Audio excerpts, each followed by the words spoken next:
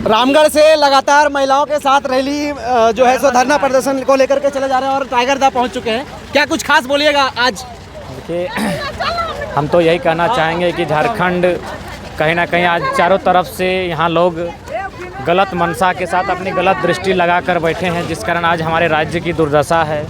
आज अगर आलोक private steel limited company की बात करें तो आज बगल में हमारे देख सकते हैं, कैमरा फोकस कीजिए, नीरज की मां है। इनका 8 साल का बच्चे का कैंसर के कारण देहांत हुआ। अगर आप उस तस्वीर को देखेंगे तो आपकी आंखों में भी आंसू आएगा।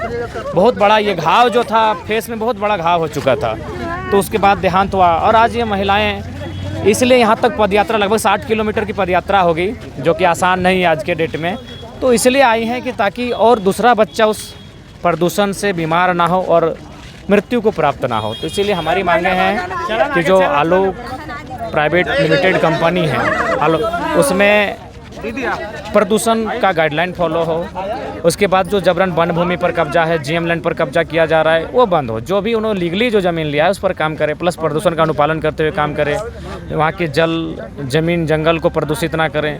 हम लोग विकास के विरोधी नहीं है, लेकिन विनाश करके किसी भी सूरत हाल में हम लोग विकास नहीं चाहेंगे। वहाँ की महिलाएं कहती हैं कि वहाँ के पानी वानी जो प्रदूषण हुआ है उसके कारण सब्जी भी नहीं उगा पाती हैं, और उगाती हैं अभी हमको लगता तो है दीदी लोग शायद बिकता भी नहीं है। दीदी लोग लेकर आई हैं, आपको सैंपल भी दिखाएंगे। चूँकि अभी रात है, रात को शायद सैंपल ठीक दिखेगा नहीं। जब आप सुबह रिपोर्टिंग करेंगे तो हम आपको बाकायदा सैंपल भी दिखाएंगे कि किस प्रकार वहाँ जो पानी, इसी कंपनी में तो एक पानी जो अपशिष्ट पानी होता है उसे छोड़ा जाता है और वो किसान के खेतों में छोड़ा जाता है। वो पानी के कलर ही आपको लाल हो चुका है, तो फसल भी बर्बाद होगी। उसके बाद जो फसल उगती है, जैसे हम लोग चावल कहते हैं, चावल को हमको लगता है कि आपको ब्रश लेकर ऐसे करके साफ़ करना होगा, उसके बाद भी खाने के योग्य नहीं हो पाता है। और अगर पेड़ पत्तों को, पौधों को देखेंगे तो वो मतलब वहाँ सब्जी होती ही नहीं है। और अगर जंगलों में आप गुजरते हैं तो छोटे छोटे पशु पक्षी भी मारे हुए हमें वहाँ मरी हुई अवस्था में मिलते हैं। तो कुल मिलाकर अगर विकास के नाम पर इतना अगर दोहन किया जाए तो उस विकास को बंद कर देना चाहिए। ऐसे विकास का जन्म लेना ही ठीक बात नहीं है।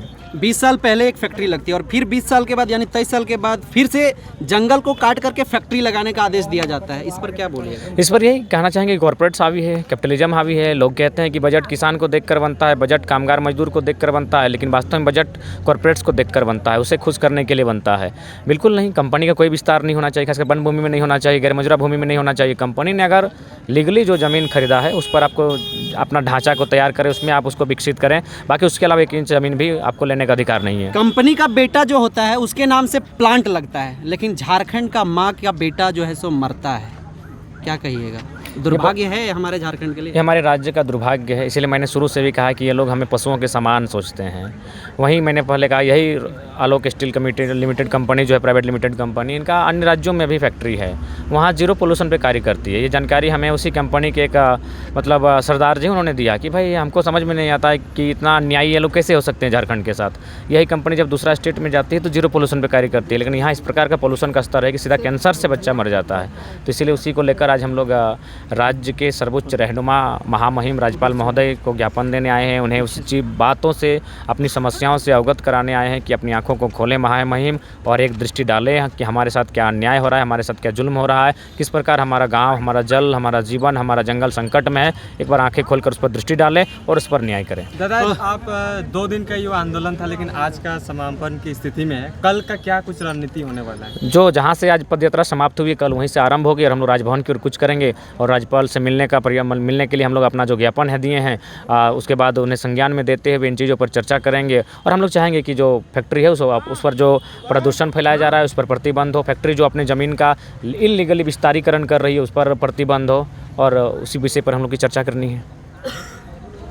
झारखंड में लगातार अगर यदि कोई प्लांट लगाता है तो कुछ नहीं देखा जाता है, जितने भी नॉर्म्स होते हैं कुछ भी फॉलो नहीं किया जाता, लेकिन यही प्लांट अन्य प्रदेश में लगता है तो वहाँ नॉर्म्स फॉलो होता है, सारा जो नियम है वो फॉलो होता है। वजह क्या रहा है कि झारखंड जो है सो मासूम होते, भोले होते हैं? क्या यही वजह है? देखिए, वजह है, बहुत सारे कारण हैं जिनमें आपका, चूँकि कोई भी अगर फैक्ट्री कंपनी लगती है तो कहीं ना कहीं पॉलिटिकल लोगों के इच्छा के बाद ही लगती है। उनसे कोई ना कोई MOU बनता है, उसके बाद MOU बनता है, फिर जाके कोई कार्य होता है। तो ठीक उसी प्रकार हमारे जो पॉलिटिकल पर्सन हैं उनकी उदासीनता, वे लोग कहीं ना कहीं कॉर्पोरेट्स के हाथों बिक जाते हैं अपनी ऊँची रकम लेने के बाद, जिस कारण आज हमें राज्य को, एक आम व्यक्ति को, एक आम नागरिक को झेलना पड़ता है, सहना पड़ता है। ये बात है कि बाकी राज्यों में अगर यही फैक्ट्री लगाते हैं तो सारे नॉर्म्स, टर्म, कंडीशन का अनुपालन होता है और बेहतर काम करती है, पोल्यूशन पर भी कंट्रोल करती है, और सारी जो भी माने गाइडलाइंस होता है उनको अनुपालन करती है, लेकिन जैसे वो राज्य में हमारे आती है झारखंड राज्य में किसी भी प्रकार का कोई गाइडलाइन फॉलो नहीं करती है। कारण है कि हमारे पॉलिटिकल पर्सन कहीं ना कहीं मैंने दबे हुए किस्म के लोग हैं जो केवल अपना मतलब तक ही सीमित रहते हैं। मौजूदा सरकार का नारा है दादा, जल जंगल ज़मीन, लेकिन दुर्भाग्य है फैक्ट्री बनाने के लिए जल और जंगल ज़मीन को मतलब बर्बाद देखिए कर आप, दिया। सीधा बात है, हम बार बार कहेंगे ड्रामा करने की कोई ज़रूरत नहीं है। माननीय मुख्यमंत्री जो हेमंत सोरेन आए हैं, रघुवर दास की आलोचना करके आए हैं, तो सबसे पहला अगर आपको काम करना है तो रघुवर दास के टाइम जो जीएम लैंड को लैंड बैंक में तब्दील किया गया था, आप उसे निरस्त करें। और बिल्कुल जो हमारी ज़मीनें हैं, जीएम लैंड भी कहीं ना कहीं ग्रामीणों का ज़मीन होता है, वो किसी प्रकार से सरकार के हिस्से में नहीं जा सकता है, ना सरकार के अंतर्गत जा सकता है। तो जो भी सरकार ने ज़मीन संबंधित विवाद उत्पन्न किए हैं रघुवर दास ने, उन्हें आप निरस्त कीजिए। आखिर आप तो उन्हीं को लेकर आप 1985 को लेकर 32 लेकर आए थे, तो ठीक उसी प्रकार जो भी उन्होंने ज़मीन संबंधित विवाद किए थे उनको सलटाने के लिए उन्हें निरस्त करते हुए एक बेहतर नीति बनाएं।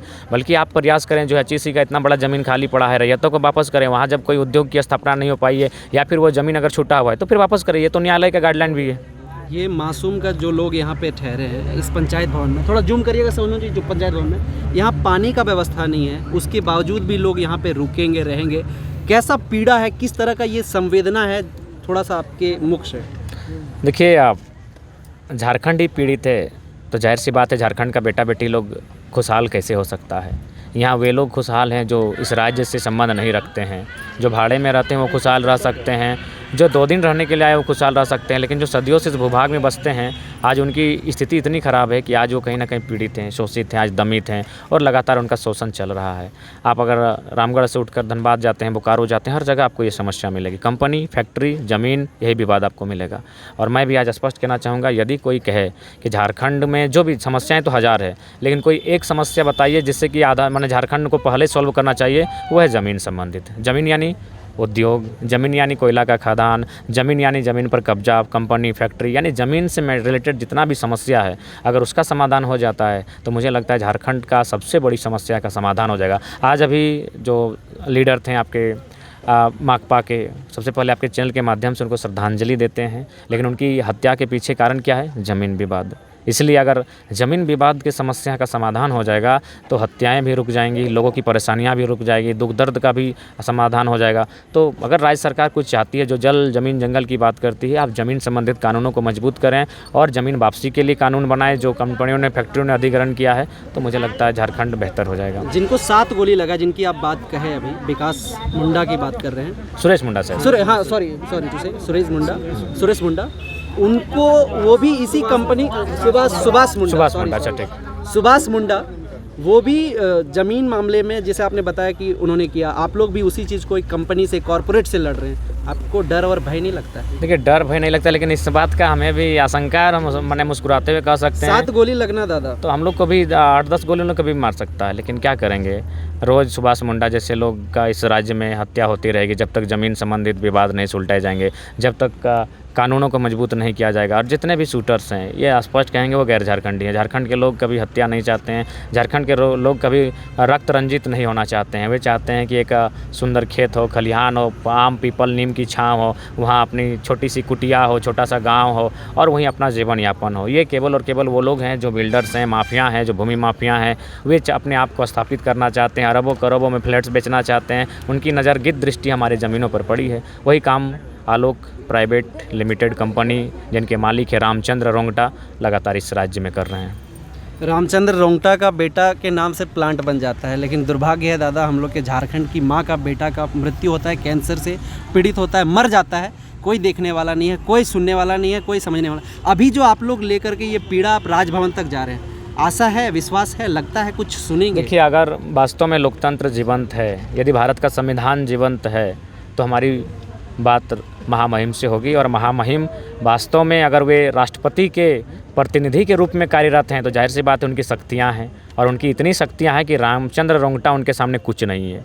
तो मुझे लगता है अगर उनमें किसी प्रकार का कोई दबाव नहीं है, अगर वास्तव में वो भारत के लोगों के लिए हैं, तो मुझे लगता है कि इस विषय को गंभीरतापूर्वक लेते हुए जो कंपनी की मैंने बंद करने की फरियाद लेकर आए हैं, या तो कंपनी बंद हो या फिर उसे गाइडलाइन दिया जाए ताकि जनजीवन वहाँ मैंने असुरक्षित ना हो, उनका जीवन डिस्टर्ब ना हो। चलिए बहुत बहुत धन्यवाद। से भी थोड़ा पूछ लीजिएगा। हाँ दीदी, क्या लगता है क्या लगता आप है? लोग लगातार 7:30 बजे से घर से निकल करके अभी 8, साढ़े 8, 9 बजने वाला है, लगातार पैदल चल करके यहाँ पे पहुँचे विश्राम गृह के पास। क्या कुछ बोलिएगा खास संदेश? देखिए, हम लोग के इतना पीड़ा सहना पड़ रहा है कि हम लोग को बच्चा जन्म लेते ही उसको कैंसर धर लेता है, और जितना भी बच्चा है, जितना भी 10-8 साल का बच्चा है, सबको आँख में आंसू आता है और फूल जाता है, और डॉक्टर से बताने के लिए जाते हैं तो बताता है कि जगह चेंज कीजिए। हम लोग जगह चेंज करेंगे तो कहाँ जाएंगे हम लोग चेंज करके? इसीलिए हम लोग इतना बूढ़ा खाप रामगढ़ से पैदल यात्रा करते हुए हम लोग आज यहीं पे रुकेंगे, उसके बाद सुबह में चलेंगे। जगह चेंज करने का वजह क्या, गरीबी है क्या? गरीबी कुछ नहीं है। क्योंकि दूसरा का बेटा के नाम से प्लांट बन रहा है, रोंगटा का बेटा के नाम से प्लांट बन रहा है, हाँ। आलोक के नाम से इंडस्ट्री दिया जा रहा है नाम, लेकिन आपके बेटे को मार दिया जा रहा है। मार दिया जा रहा है क्योंकि हम लोग गरीब हैं, उसके पास रकम है, उसके पास कंपनी वाला के पास पैसा है, इसीलिए गरीबी को नहीं देख पा रहा है। और जो सरकार है हम लोग को, जो सरकार वो भी हम लोग के कान, उसको भी बहुत मीडिया के माध्यम से धरना दिए हम लोग 7 साल तक, और 7 महीना तक अभी तक हम लोग लगातार धरना में जा रहे हैं। लेकिन इतना मीडिया प्रबंधन से हम लोग इतना सूचित कर रहे हैं, लेकिन कभी नहीं वो प्रदूषण ने बंद कर रहा है। जो डी बोरिंग है इतना गहराई कर दिया है कि उसमें पानी के स्रोत पूरा अंदर चल गया है, स्रोत अंदर चल गया है। प्लस हम लोग कैसे उगाएंगे फसल को, और कैसे हम लोग जीवित रहेंगे? जो फसल भी हम लोग उगाते हैं, जो फसल भी लगाते हैं, वो फसल भी इतना से इतना बढ़ नहीं सकता है। इतना प्रदूषण उड़ाता है, इतना प्रदूषण उड़ाता है, न फल देता है न फूल देता है, कुछ नहीं देता है। और इतना ज़मीन बंजर हो गया है, जो काला पानी बहा के निकाल देता है बरसात में, जो ज़मीन पूरा बंजर पड़ गया है। और ज़मीन में जुताई कीजिएगा ना, जुताई में पूरा एकदम चिपक जाता है, हर चलबे नहीं करता है। क्यों? ट्रैक्टर से चलाइए या हर से चलाइए, वो ज़मीन को इतना बंजर कर दिया है कि हम लोग को फसल लगबे नहीं करता है, न बढ़ता है। जिस तरह की इलेक्शन के टाइम आता है तो उस टाइम पे आप लोग इस बात को नहीं रखते हैं, जिसको आप सत्ता में बैठाते हैं, जिसको वोट देकर आप सत्ता पे ले जाते हैं, उनको नहीं बोलते हैं कि हमारे क्षेत्र में ऐसा प्रॉब्लम है? बोलते हैं। जिस टाइम वोट लेने का रहता है ना, उस टाइम सब विधायक, सब सांसद, सब चंचा पंचा आता है और बोलता है कि दीदी हमको वोट दीजिए। हम लोग बात रखते हैं कि हम जिसको वोट देंगे वो मेरा कंपनी को निर्णय करना होगा और ये प्रदूषण को रोकना होगा। हाँ दीदी, हम रोक देंगे, और या के बाउंड्री को धसा देंगे और कोड़ के फेंक देंगे। वही बंदा आके बोलता है, बाद में जीत जाता है और बोलता है, जाके कंपनी के अंदर घुस जाता है और पैसा लेके चला जाता है। दीदी, जिस तरह से आपके क्षेत्र का विधायक से आप ये नहीं बोले कि हमारे क्षेत्र में इस तरह का प्रॉब्लम है, क्योंकि देख रेख तो वही करेंगे, आप बोले हैं एक बात कि आपको बात सुनता है कि नहीं सुनते हैं? नहीं, 1-2 बार सुना था विधायक भी, उसके बाद विधायक इतना तेल डाला गया कान में जो बहरा हो चुका है। मतलब आपकी बात नहीं सुन रहा है? 1-2 बार सुना था, उसके बाद और नहीं। ठीक है, सुबह आइए है ना, सुबह बढ़िया और नहीं सुना।